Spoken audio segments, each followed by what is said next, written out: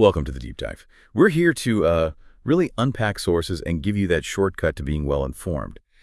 Today, we're diving into something quite personal, actually. It's excerpts from a YouTube video, Real Talk Radio's Thoughts of Hope Journal by Sonia from the S. Mills channel. And our mission really is to explore how personal reflection, spiritual insights, even just through journaling, can help build this deep internal sense of hope. Stability, too, even when things get tough.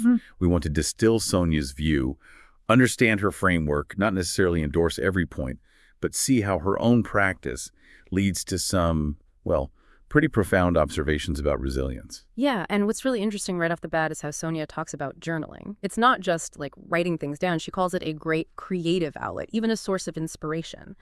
But then she goes deeper. She says, God is very present in the creative process. And she doesn't just mean writing. She includes music, art, really all creativity. So it suggests that maybe hope isn't just found in, direct spiritual stuff, but also in just creating anything. It kind of broadens the path.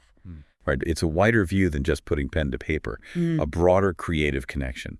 And her intention, she's quite clear, isn't she? She wants to bring encouragement and inspiration, but foster hope from within. What's the difference there, in her mind, between just encouraging someone and actually fostering that hope inside them? That's a really key distinction she makes.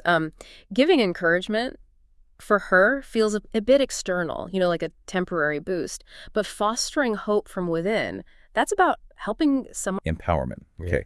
That links directly to this core idea she talks about, foundation. She brings up Luke 6.48 from the Amplified Bible, the part about the far-sighted man built a house, dug deep, and laid a foundation on the rock. And for her, that image, laying down a foundation, immediately struck her as such a hopeful concept. It feels permanent, stable. But what does she build on that? How does she connect that ancient idea to, our modern worries about the future? Well, she takes it quite literally in a spiritual sense. If we genuinely believe we can lay a foundation for the future, then, she argues, we're already believing we actually have a future. And importantly, she stresses it's not an unstable one that is built on shifting sands. No, it's a future built, in her words, on the stability and security of Christ the rock. That rock metaphor is huge in Christian thought, right? It signifies something unshakable, absolute stability. She sees it as building life on a wisdom that's eternally valuable, something meant to last. Okay, so building on something unchanging, not shifting sands.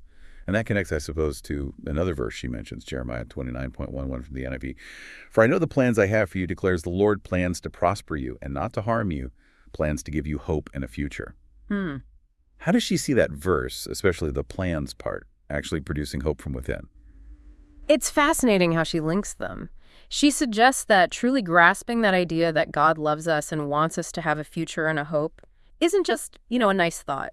She sees it as the ultimate catalyst for genuine hope from within. It implies this kind of fundamental inherent hope. It comes from this bigger divine perspective, almost like having a built-in guidance system that always points towards a hopeful destination, no matter how bumpy the road gets right now. A built-in guidance system. I like that. It makes sense.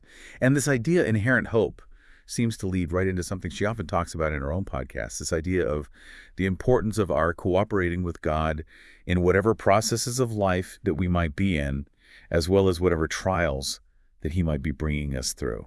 Cooperating. That sounds very active, doesn't it? Not passive. How does she explain this partnership in building that foundation? Absolutely. It's very active. Sonia believes that as we consciously engage with these processes, maybe it's getting through a tough time, dealing with daily stresses, or even just sticking with prayer or reflection. As we do that, our foundation in the Lord is becoming more stable and more unshakable. She's basically describing a kind of spiritual resilience building, where facing challenges, not avoiding them, actually strengthens our inner core. It's almost like resistance training for the soul. The difficulties become the weights that build spiritual muscle. Resistance training for the soul. That's a powerful image. Very clear. So, okay, if these processes strengthen the foundation, what's the actual payoff? Day to day, what does it feel like when our internal house, as she puts it, is built on God's wisdom and truth rather than outward unpredictable situations? How does that show up as real hope from within for you listening? Right. It means when that internal house, our sense of self, our emotions, our outlook, is built on what Sonia considers these eternal truths.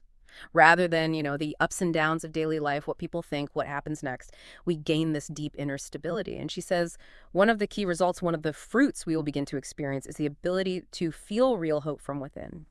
It's about finding a certainty inside that doesn't need external proof or things to go perfectly. Mm. So as you think about her ideas, maybe consider, what would it actually mean in your day-to-day life to build an inner hope that's solid enough to handle whatever life throws at you? We've definitely unpacked a lot there. From the simple act of journaling all the way to building this unshakable internal foundation. It really is a journey she maps out, one that leads to a kind of deep, lasting hope, even when things are uncertain. And that leaves a really potent question for you, the listener, to think about.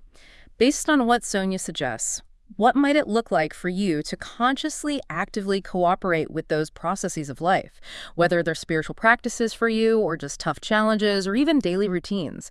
How could you use them to deepen your own internal foundation? How might turning those external things into opportunities build a more stable, profound hope inside you, even if your own beliefs aren't exactly the same as hers?